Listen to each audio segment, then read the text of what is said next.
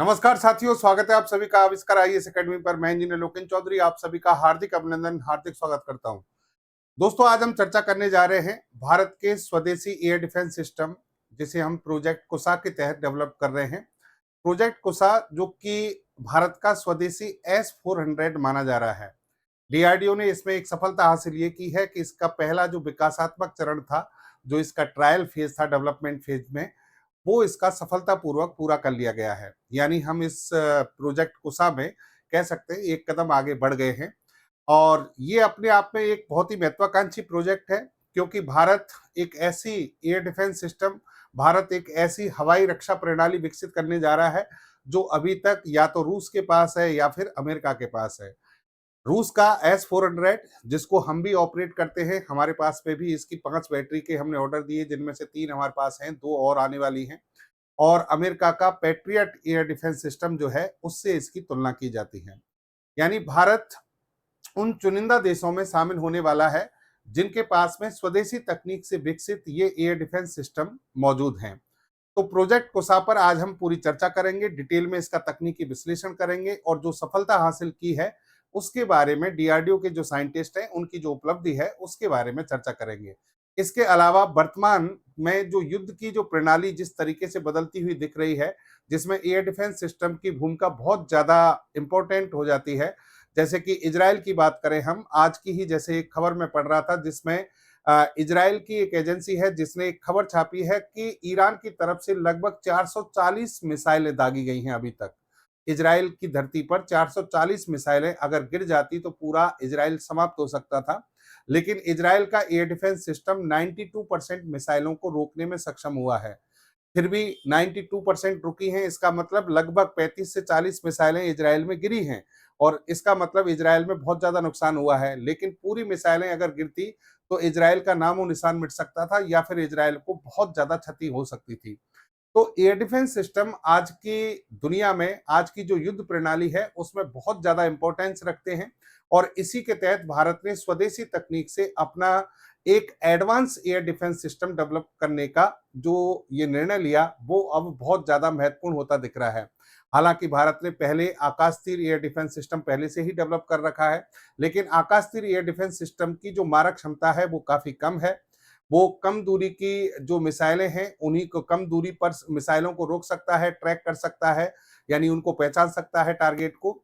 लेकिन आपको लगभग 400 किलोमीटर की दूरी पर दुश्मन पर अटैक करना है, दुश्मन को डिटेक्ट ट्रैक करके उस पर आक्रमण करना है, उसे रोकना है, इंटरसेप्ट करके हमारी इंटरसेप्टर मिसाइलों के द्वारा उसको हवा में नष्ट करना है। तो फिर हमें प्रोजेक्ट कुसा यानी हमारा जो स्वदेशी एयर डिफेंस सिस्टम कुसा है उसकी आवश्यकता पड़ेगी। तो इसीलिए हम इसको डेवलप कर रहे हैं। देखिए, पूरी खबर का हम विस्तार पूर्वक तकनीकी विश्लेषण करेंगे। चैनल पर नए हैं तो सब्सक्राइब करना ना भूलें और सेशन को लाइक और शेयर कर दीजिए। भारत बना रहा अपना S-400 मिसाइल सिस्टम, और जिसके पहले जो ट्रायल की बात हो रही है वो सफल रहा है, उसकी चर्चा इस समय सभी न्यूज एजेंसीज के द्वारा छापा गया है। इसको यहाँ पर आप देख सकते हैं, is India building it's on S-400 air defence system project कोसा, फर्स्ट ट्रायल सक्सीड्स। ठीक है, इसके अलावा देखिए आज की ही एक और खबर है, इस पर हम अलग सेशन में चर्चा करेंगे। S-400 की जो 2 बैटरी हमारी बाकी है रसिया के पास, रसिया ने कहा है कि हम उसे जल्द ही अब आपको सप्लाई करने वाले हैं। तो ये बहुत अच्छी खबर है। दूसरी बात यह है कि भारत और एक्स्ट्रा S-400 खरीदने का भी प्लान कर रहा है। S-400 S-500 खरीदना अपने आप में बहुत महंगी डील होती है, और इसीलिए भारत हमारे प्रोजेक्ट कुसा को बहुत सीरियस ले रहा है। यानी डीआरडीओ को ये आदेश दिए गए हैं कि आप इसे जल्द से जल्द डेवलप कीजिए, और 2035 तक इसकी संभावना भी है कि 2035 तक ये हमारी जो वायुसेना है उसके पास में उपलब्ध हो जाएगा। प्रोजेक्ट कुसा India's 400 kilometre made in India missile shield counter China and Pakistan. देखिए, 400 किलोमीटर की रेंज तक हम एक एयर शील्ड बनाने जा रहे हैं एक तरीके से, और चाइना पाकिस्तान को हम काउंटर कर सकते हैं इसके माध्यम से। ये टाइम्स ऑफ इंडिया की न्यूज आप देख सकते हैं। डीआरडीओ के द्वारा इसे डेवलप किया जा रहा है, और यहाँ पर extended range surface to air missile जो है उनको इसमें शामिल किया गया है।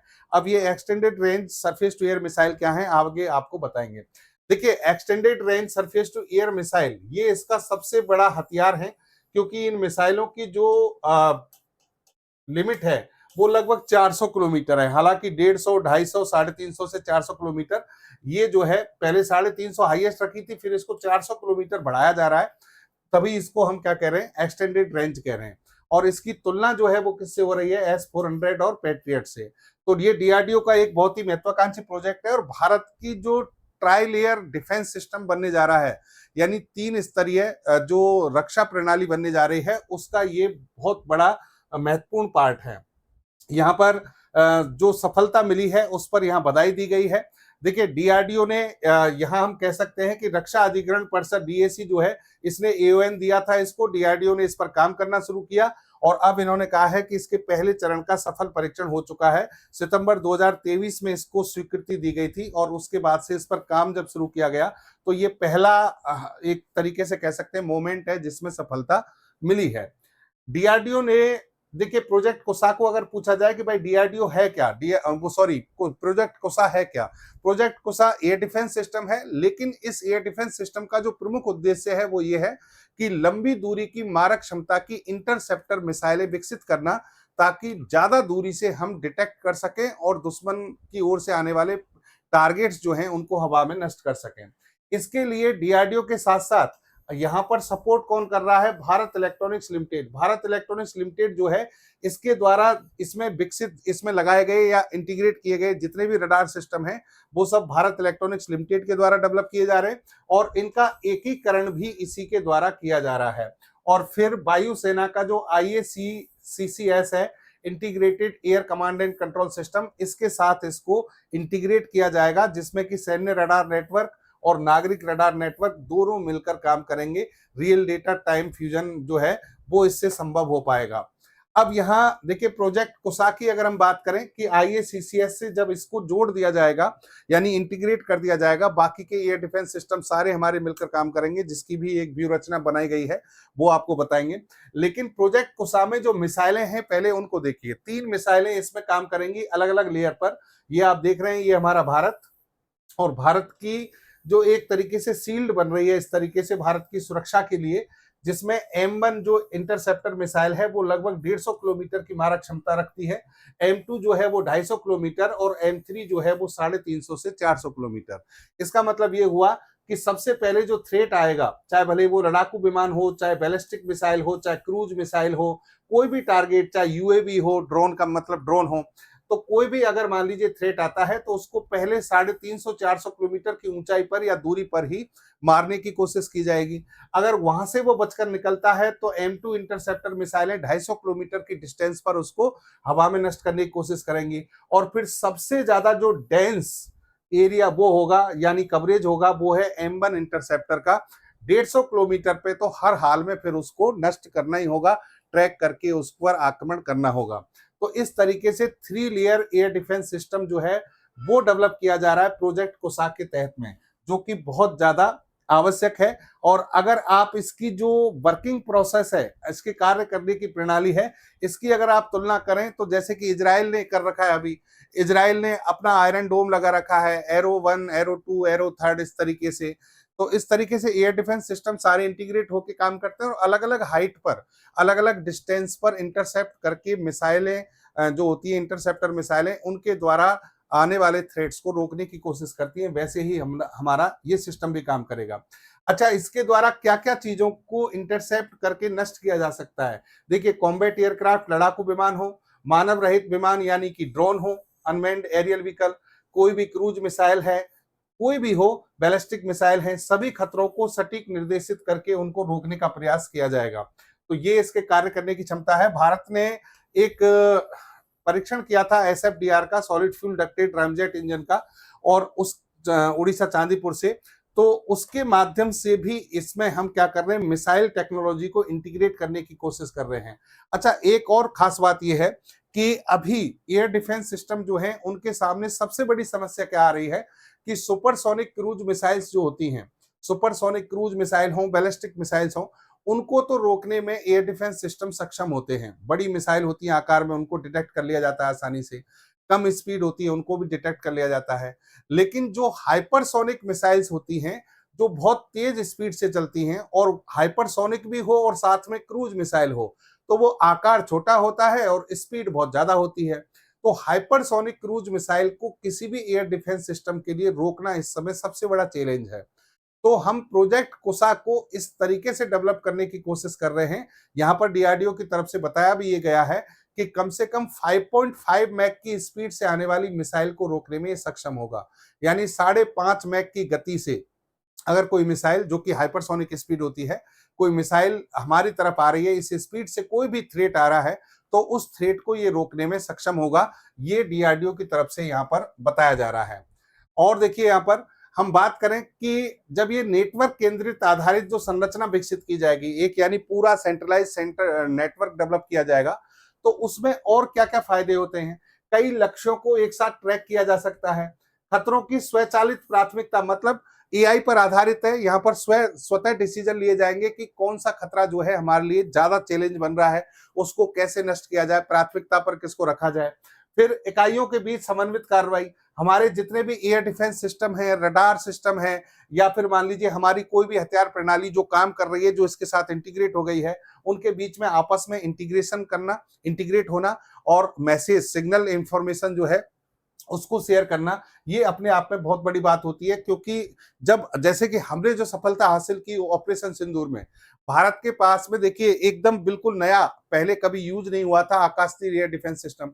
S-400 का भी हम पहली बार किसी युद्ध में उपयोग कर रहे थे, लेकिन फिर भी भारत ने जो सफलता हासिल की वो पूरी दुनिया में चर्चा का विषय बनी। उसका कारण क्या था कि हमने इन सभी एयर डिफेंस सिस्टम को इस तरीके से इंटीग्रेट फॉर्म में उपयोग में लिया कि कोई भी किसी भी प्रकार का जो थ्रेट पाकिस्तान की तरफ से आया, उसको हमने हमारी धरती पर गिरने नहीं दिया, यानी उसको हवा में ही नष्ट कर दिया। और लगभग 100% यहाँ पर एफिशिएंसी थी कि कोई भी, आप सोचिए बहुत बड़ी बात है कि एक भी ड्रोन या एक भी मिसाइल पाकिस्तान की भारत की धरती पर किसी भी प्रकार का कोई नुकसान नहीं पहुंचा सकी। तो ये अपने आप में चर्चा का विषय रहा। और इसी तरीके से अब हम इसमें और ज्यादा तैयारी, क्योंकि हम अब इनको परख भी चुके हैं, तो अब इनकी तैयारी जो है और ज्यादा स्तर पर की जा रही है। हमारे सामने देखिए अभी चैलेंजेस क्या है। चैलेंजेस ये है कि S-400 की हमारे पास 5 बैटरी हैं, 2 अभी आनी है, 3 हैं। और अगर हम और ज्यादा S-400 मांगते हैं तो ये बहुत बड़ी डील होगी, बहुत ज्यादा खर्चा होगा, क्योंकि लगभग 5.43 बिलियन डॉलर की डील थी हमारी ये 5 बैटरी की 2018 में। अब सोचिए कि 5 बैटरी हमने मंगाई, इतने अरब डॉलर हमने यहाँ पर पैसे दिए, अब और ज्यादा मंगाते तो और ज्यादा खर्चा बढ़ेगा इसमें। S-500 लेते हैं जो कि और ज्यादा एडवांस है। पहली बात तो डील बहुत महंगी होगी, दूसरी बात अभी तक रसिया ने इसको किसी को बेचा नहीं है, रसिया खुद के पास ही रखता है S-500 को, तो ये भी एक चैलेंज है।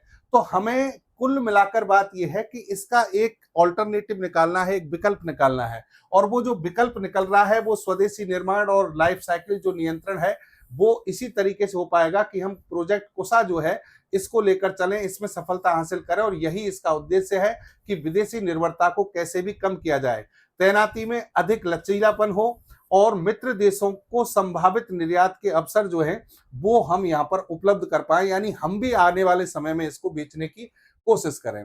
भारत का देखिए सुरक्षात्मक जो एक कवच बनाया जा रहा है, जिसे हम कह रहे हैं मिशन सुदर्शन चक्र, MSC।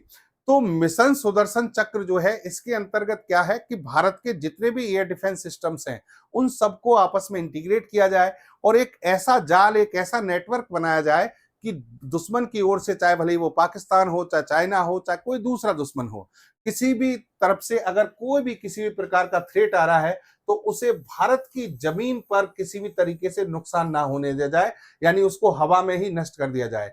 जैसे कि अगर इसकी तुलना करें, अमेरिका गोल्डन डोम बना रहा है, इजराइल के पास आयरन डोम है, तो अमेरिका ने गोल्डन डोम, डोनाल्ड ट्रंप ने घोषणा की थी। इजराइल का जो कई लेयर का वो है हवाई रक्षा, जो सुरक्षा कवच है आयरन डोम के साथ साथ में, तो डेविड सिलिंग हो गया, एरो हो गया, ये सब मिलकर काम करते हैं। वैसा ही हम यहाँ पर एक सिस्टम डेवलप कर रहे हैं, और 2035 तक हमारी पूरी संभावना है कि हम इसको हर हाल में इसी तरीके से डेवलप कर देंगे कि भारत की जमीन पर किसी भी प्रकार के थ्रेट को रोका जा सके। यहां देखिए इसका जो इंटीग्रेशन हो रहा है C4ISR से, यानी जो हमारी कमांड कंट्रोल सेंटर है, उसमें प्रोजेक्ट कुसा को हम जोड़ रहे हैं। प्रोजेक्ट कुसा को इंटीग्रेट किसके साथ होना पड़ेगा, एक हमारा जो यहाँ पर एयर डिफेंस सिस्टम है, quick reaction surface to air missile वाला, यानी QRSAM। फिर एक है very short range air defence system. तो ये जैसे कि इसमें ऐसे छोटे रॉकेट लॉन्चर या छोटी मिसाइल होती है जिनको सैनिक कंधे पर रखकर चला सकता है, और ये क्विक रिएक्शन मतलब कम से कम समय में यहाँ पर रेस्पॉन्स देने वाली मिसाइल्स हैं। फिर हमारा आकाश तीर है, S-400 है, इन सभी को यहाँ पर इंटीग्रेट किया जाएगा, जोड़ा जाएगा। इसके अलावा भारत जो है लेजर आधारित निर्देशित ऊर्जा हथियार बना रहा है, जो कि डायरेक्ट एनर्जी से चलते हैं और लेजर तरंगों के माध्यम से दुश्मन के किसी भी इलेक्ट्रॉनिक सिस्टम को नष्ट करने की क्षमता रखते हैं। और स्वदेशी बैलिस्टिक मिसाइल्स रक्षा प्रणाली जो है उसको भी इससे जोड़ा जा रहा है, और ये कोशिश की जा रही है कि भारत की सुरक्षा अंतरिक्ष में, हवा में, जमीन पर, समुद्र पर किसी भी तरह से किसी भी प्रकार का कोई थ्रेट हो उसको रोक दिया जाए, उसको नष्ट कर दिया जाए। अगर आप कंपैरिजन करेंगे S-400 और प्रोजेक्ट कुसा और पैट्रियट अमेरिका के, तीनों का कंपैरिजन करें तो देखिए इसकी रेंज है 400 किलोमीटर, यानी ये 400 किलोमीटर की दूरी से दुश्मन पर हमला कर सकता है, 400 किलोमीटर दूरी पर इंटरसेप्ट कर सकता है। हमारी रेंज भी 350 से 400 किलोमीटर है, और अमेरिका के जो पैट्रियट है इसकी एयर डिफेंस सिस्टम की रेंज भी ऑलमोस्ट यही है।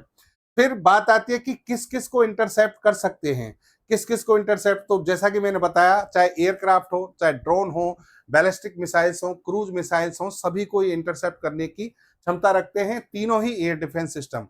प्रोजेक्ट कोसा अभी बन रहा है, ये वेल प्रूवन टेक्नोलॉजी है, यानी पहले से इनका उपयोग हो रहा है S-400 का और पैट्रियट का। हम भी इसी तर्ज पर इसे डेवलप करने जा रहे हैं। अब यहां पर देखिए आप कि इसकी टाइमलाइन की बात करें कि जो टाइमलाइन DRDO ने दी है वो किस तरीके की है। देखिए 2023-24 में इसके प्रारंभिक स्तर के परीक्षण जो हैं वो शुरू हो चुके हैं। चरणबद्ध तरीके से 2025-26 में इसकी जो कम रेंज की मिसाइल है, सबसे पहले M1 जो कि 150 किलोमीटर की रेंज में है, उनका परीक्षण शुरू होगा। 25-26 में उनका हो चुका है और डेवलपमेंट फेज में इसमें सफलता हासिल की है। 27-28 में M2 जो है, इसका जो आगे की मिसाइलें हैं M2 M3, उनके जो परीक्षण हैं वो शुरू होंगे, उनका परीक्षण किया जाएगा इंटीग्रेट करके, और 2027-28 में ही इसका विकास पूरा करना है। 29-30 के आसपास इसे शुरू करना है, और 2035 तक हमारी सेनाएं जो हैं इसका उपयोग करेंगी। हालांकि 2030 में हम कह रहे हैं कि 2030 के जस्ट बाद भारतीय सेनाओं के पास में ये होना चाहिए, ऐसी हमारी कोशिश है। 2030 से 2035 का ये समय होगा, भारत के पास में स्वदेशी एयर डिफेंस सिस्टम यानी मौजूद होगा और हम इसका उपयोग करेंगे। 2030 के दशक में भारत की रीढ़ की हड्डी बन सकता है ये हमारा प्रोजेक्ट, अगर ये पूरी तरह से उसी के अकॉर्डिंग चले जैसा हमने सोचा है। तो DRDO इस पर पूरी तरह से, DRDO के साइंटिस्ट लगे हुए हैं, पूरी सफलता जो है इसमें मिलने के चांसेस हैं।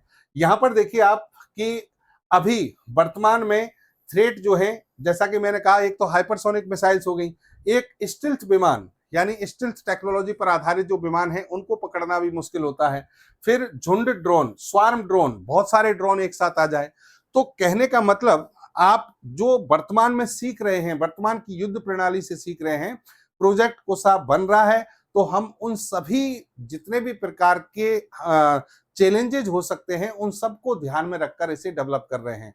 स्वार्म ड्रोन्स जो हैं, यानी झुंड में बहुत सारे ड्रोन आ गए तो उनको कैसे ट्रैक करना है, उनको कैसे नष्ट करना है, हाइपरसोनिक मिसाइल को कैसे नष्ट करना है।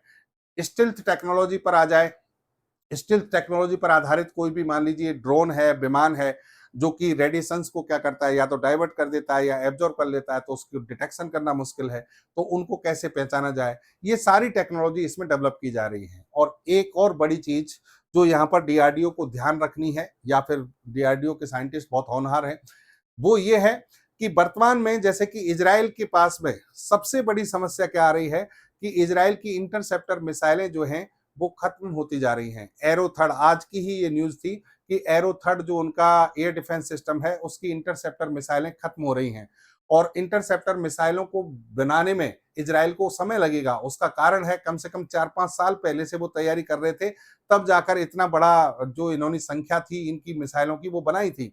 अब लेकिन खत्म हो रही है। कारण क्या है कि ईरान की तरफ से बहुत सस्ते ड्रोन, बहुत सस्ती मिसाइलें जो है लॉन्च की गई हैं, और उनको रोकने के लिए इनकी जो महंगी जो मिसाइलें थी, इंटरसेप्टर मिसाइलें, वो खर्च हो चुकी हैं। तो भारत को भी ये ध्यान रखना होगा कि हमें प्रोजेक्ट कुसा में, आकाश तीर में, इन सभी में ऐसी हमें टेक्नोलॉजी डेवलप करनी है ताकि कम लागत में इंटरसेप्शन किया जा सके। कम लागत में दुश्मन की ओर से आने वाले चैलेंज या थ्रेट को नष्ट किया जा सके। तो ये था दोस्तों आज का हमारा सेशन, जिसमें हमने प्रोजेक्ट कुसा का तकनीकी विश्लेषण करने की कोशिश की। उम्मीद करता हूँ आपको समझ में आया होगा। फिर एक बार फिर आपसे मिलेंगे। जय हिंद, जय भारत।